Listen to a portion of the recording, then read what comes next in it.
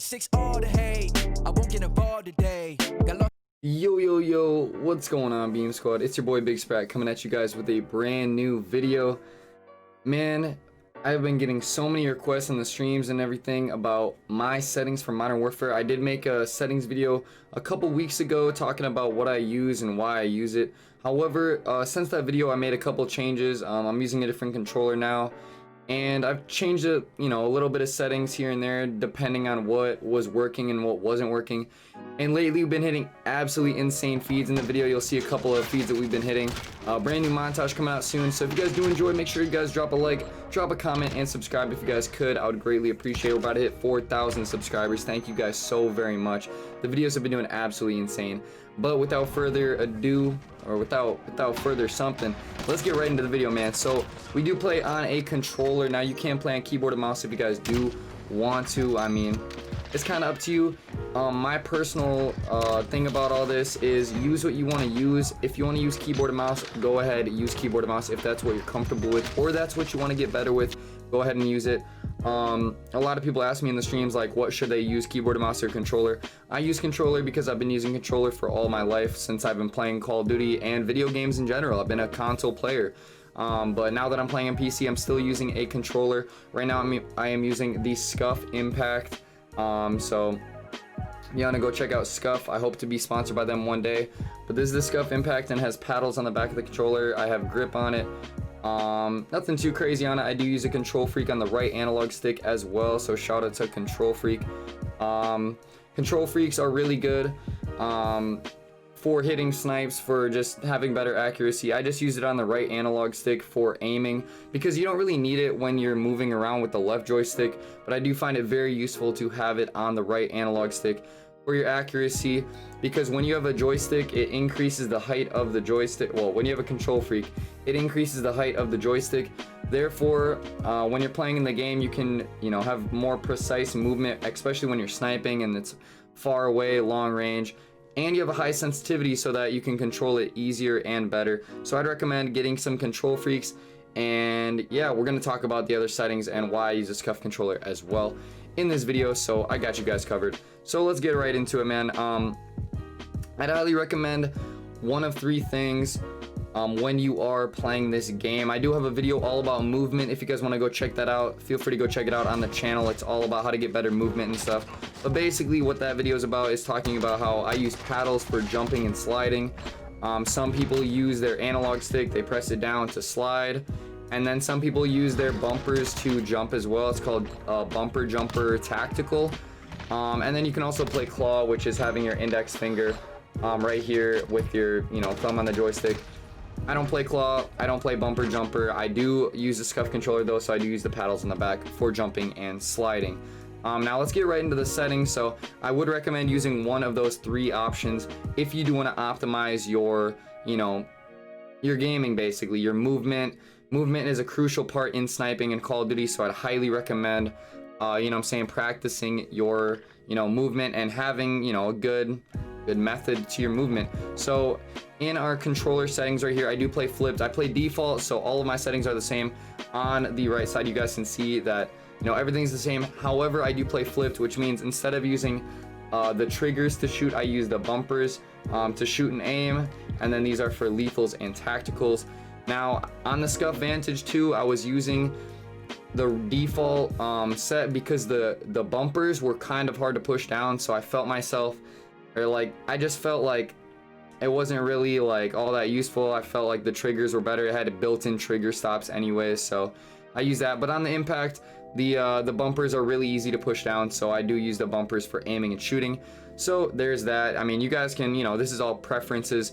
If you guys want to use whatever, it depends on your controller basically. So now we're gonna go into dead zone. Now what dead zone is the lower dead zone you have, the more control you have in the game for your joystick. That means you can move it very slightly, your joystick, and it'll react in the game. With dead zone, it will not react. The higher dead zone you have, you're gonna have to move your joystick a little bit more for the game to react.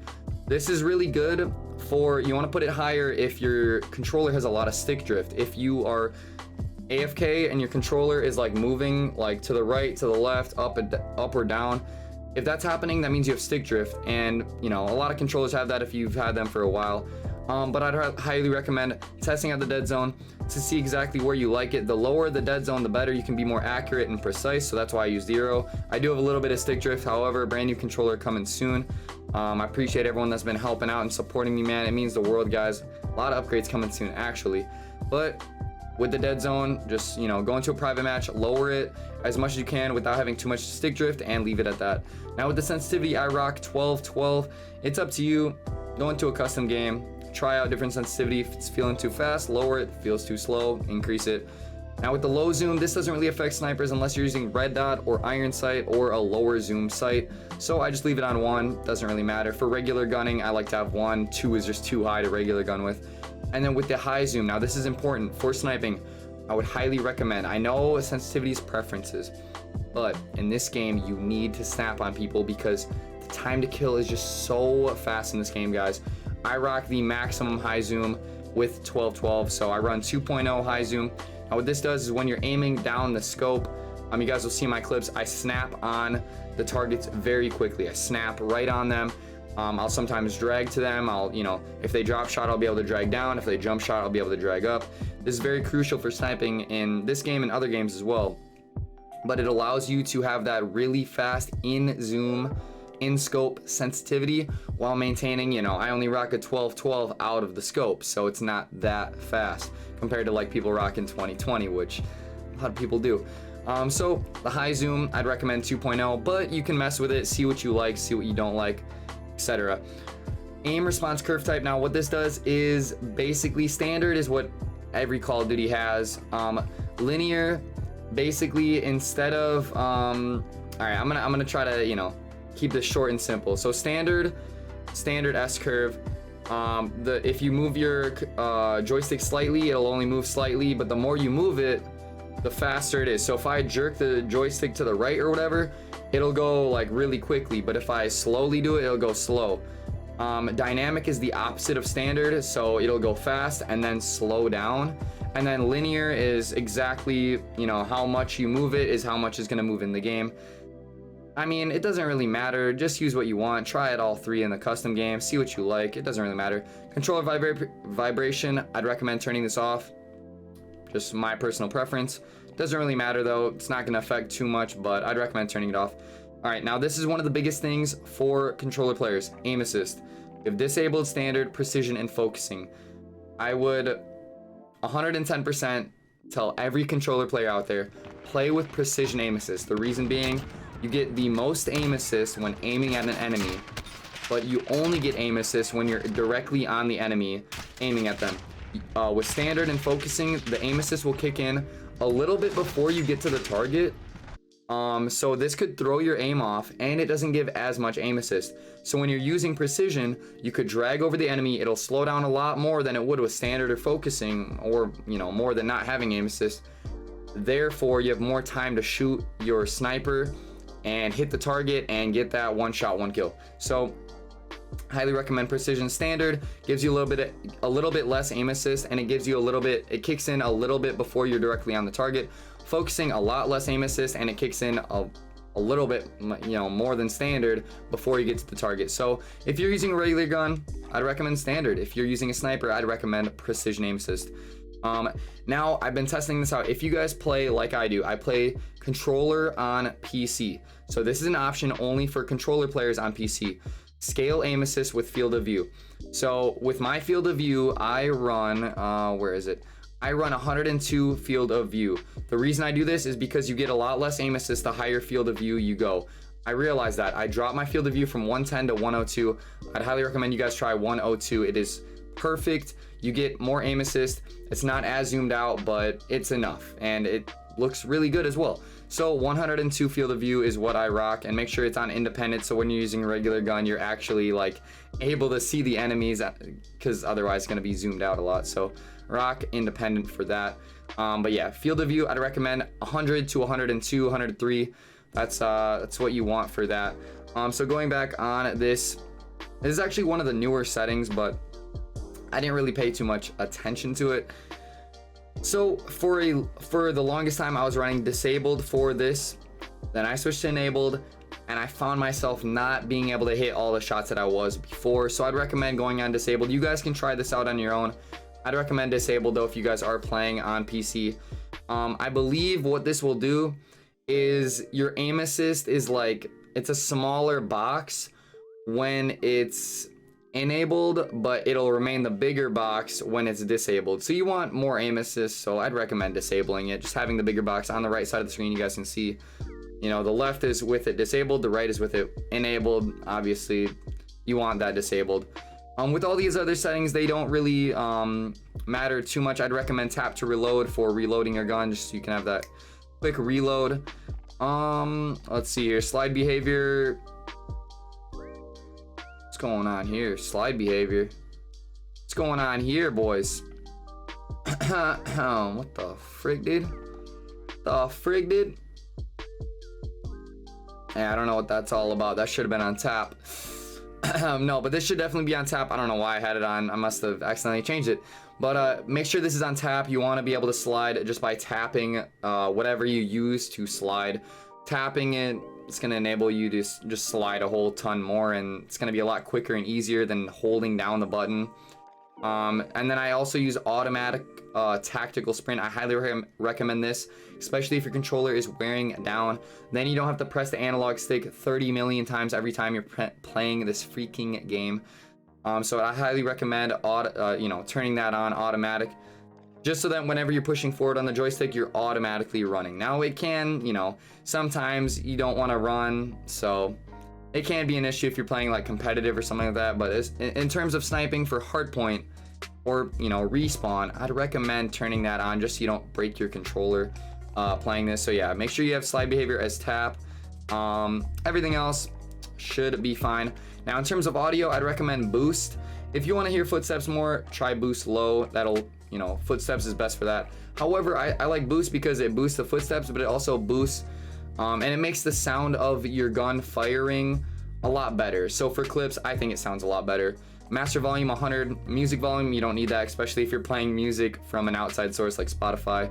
Dialogue doesn't really matter, I just have it low. Effects, you want that high because then you can hear the gun sounds, you can hear the footsteps, all that. Hit marker sounds, preference, I prefer the newer hit marker sound. So MW, you can choose classic if you want to, but I definitely like MW. So that's about it in terms of the controller settings and the audio settings. Remember, there's a lot of things in this video, so if you need to pause and see what exactly my settings are, feel free to do so, guys. In terms of graphics, I play just on 100 render resolution. My frame rate, I'm usually rocking 100. You can only change that if you're on PC, obviously. And then for all of my graphic settings, I have them on a max or enabled or ultra or whatever the maximum is. However, I do not play with DirectX ray tracing because it does take a lot on your VRAM usage. So I don't do that when I'm streaming. Causes less frames and stuff like that. So, but everything else for the most part have enabled or high. However, for the post-processing effects on the graphics, hear me out, guys. I know graphics don't matter that much when you're playing this game. What I'm saying? Like, it's not going to really affect the gameplay. However, depth of field, I'd highly recommend disabling it so that it's not blurry when you're aiming down your sight on the outside. Highly recommend that. Filmic strength, put it on 0. It'll make the game look better. Along with film grain, put that on 0. You can see on the right side of the screen the differences. You want it to look smooth. However, the most important things are right here: world motion blur and weapon motion blur. Now in both of these pictures, you can see on the left side, everything is clear. Everything is clear, and that's exactly how you want the game to be. On the right side, you can see the background's blurry when this guy's moving right here. You can see the gun is blurry. You don't want either of those things. These are gonna give you motion sickness. These are gonna give you less opportunities for clips because you're not gonna be able to see everyone. Like, dude, trust me on this one, guys. Make sure both, like, everything down here is disabled. Anti-aliasing, it just makes the game look better, so I have it on the most. But everything else, you want everything on 0 and disabled. It's gonna make the game look 100% clear, and everything's gonna look nice and vibrant, and you're gonna be able to see everything like that. Which reminds me, actually, I don't know what settings I changed, but okay, guess I'll apply. All right, so I did talk about the field of view. I run 53 brightness. It depends on your monitor or TV. For this, I'd recommend just, maximum horizontal and vertical of the HUD. just so that it's on, you know, the sides of the screen. Accessibility, colorblind type, and colorblind target. Now what this does is it changes how the colors are on your screen. So I always tell people, you know, if you don't want to run a colorblind type, that's fine. I do always tell people to run Tritanopia though. What Tritanopia does is it makes everything more vibrant, everything more colorful, everything more visually appealing. Because this game it's Modern Warfare. The game isn't the most colorful. It's not a Black Ops game. It's not Black Ops 2. It's not Black Ops 3. It's not Black Ops 4. This game isn't that colorful. I'd highly recommend, if you're creating content or if you're just wanting to have fun in the game, try out Tritanopia and make sure it's set to both, not just interface or world. Try out both because, you know, world, it doesn't affect the interface. It looks bland. There we go. If we put it on interface or both, it makes it look nice and blue, nice and cool. So I'd highly recommend using Tritanopia. Now with the other stuff in the general settings, I mean, it doesn't really matter too much. I recommend the square just so you can see more of the minimap rotation enabled, just so you can see that.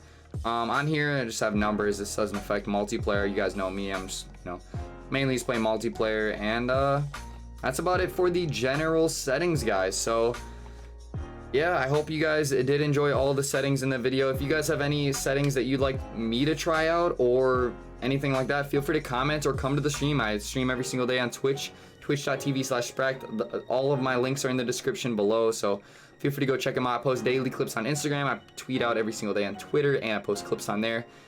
And yeah, we post YouTube videos and we stream all night, every night on Twitch. So if you guys want to come by, ask any questions, say hello, I'd greatly appreciate it.